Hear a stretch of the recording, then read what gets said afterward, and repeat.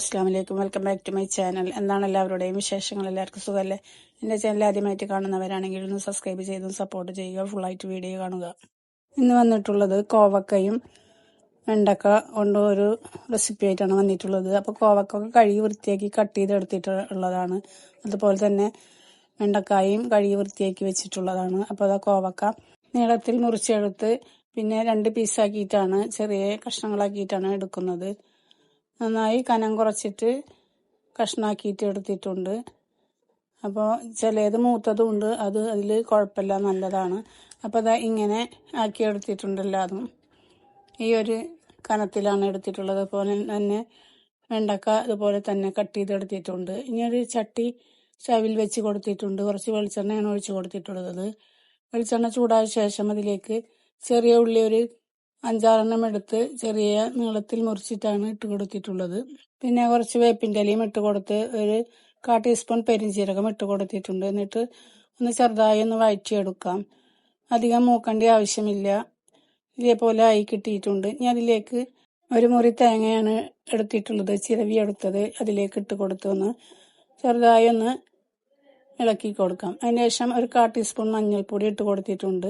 ശേഷം ചെറുതായിട്ടൊന്ന് ഇളക്കി കൊടുക്കാം. നന്നായി വറുത്തെടുക്കേണ്ട ആവശ്യമില്ല, ചെറുതായി വഴറ്റിയെടുത്താൽ മതി. ഈ ഒരു ഇതിലാക്കിയിട്ട് എടുത്തിട്ടുണ്ട്.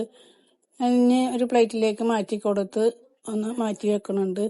ഇനി അതേ ചട്ടിയിൽ തന്നെ കുറച്ച് വെളിച്ചെണ്ണ ഒഴിച്ചു കൊടുക്കുന്നുണ്ട് ചൂടായ ശേഷം.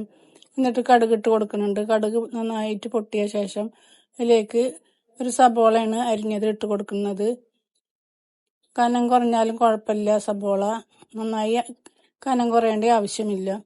അതിലേക്ക് ഒരു 3 പച്ചമുളകാണ് നീളത്തിൽ മുറിച്ചത് ഇട്ട് കൊടുത്തിട്ടുള്ളത്. പിന്നെ ഉണക്കമുളക് 3 അതും ഇട്ട് കൊടുത്ത് കുറച്ച് വേപ്പിൻ്റെ ഇലയും ഇട്ട് കൊടുത്തിട്ട് എന്നിട്ട് ചെറുതായി ഒന്ന് വഴറ്റിയെടുക്കാം.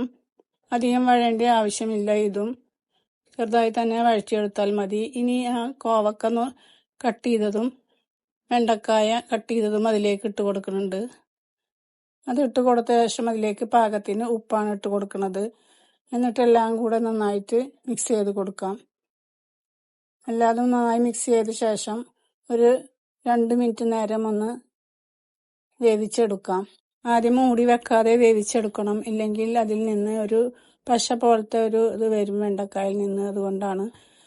അപ്പോൾ ഒരു 2 മിനിറ്റ് നേരം വേവിച്ചെടുത്ത ശേഷം മൂടി വെച്ച് കൊടുത്താൽ മതി. അപ്പോൾ 1-2 പ്രാവശ്യം അത് ഇളക്കി കൊടുക്കണം. ചെറുതായി വെന്ത ശേഷം അതിലേക്ക് നമ്മൾ നേരത്തെ വറുത്ത് വെച്ച തേങ്ങല്ലേ, അത് അതിലേക്ക് ഇട്ട് കൊടുക്കാം. ആദ്യം തേങ്ങ വറുത്തത് ഇട്ട് കൊടുത്തിട്ടുണ്ടെങ്കിൽ അത് വെണ്ടക്കായ അതിൽ ചേർന്ന കാരണം വഴുവഴുപ്പ് പോലെ ഉണ്ടാകും. അതുകൊണ്ടാണ്. അപ്പോൾ ആ തേങ്ങ എല്ലാം ഇതിലേക്ക് ഇട്ട് കൊടുത്തിട്ടുണ്ട്. ഇനി അത് നന്നായിട്ടൊന്ന് മിക്സ് ചെയ്ത് കൊടുക്കാം, എല്ലായിടത്തേക്കും എത്തുന്നവരെ. അതിൻ്റെ ശേഷമാണ് മൂടി വെച്ച് കൊടുക്കുന്നത്. അപ്പോൾ നന്നായിട്ട് എല്ലാം നന്നായി ഇളക്കി കൊടുത്തിട്ടുണ്ട്. ഇനി അതൊന്ന് മൂടി വെച്ച് കൊടുക്കാം. മൂടി വെച്ച് 1 മിനിറ്റ് നേരം കഴിഞ്ഞിട്ടാണ് വീണ്ടും ഒന്നും കൂടെ ഇളക്കി കൊടുക്കുന്നത്. അപ്പോൾ അതാ ചെറുതായിട്ടൊന്ന് വെന്ത് കിട്ടിയിട്ടുണ്ട്. ഇനി അതൊന്ന് എല്ലാം കൂടെ ഒന്നും കൂടെ നന്നായിട്ട് മിക്സ് ചെയ്ത് കൊടുക്കാം.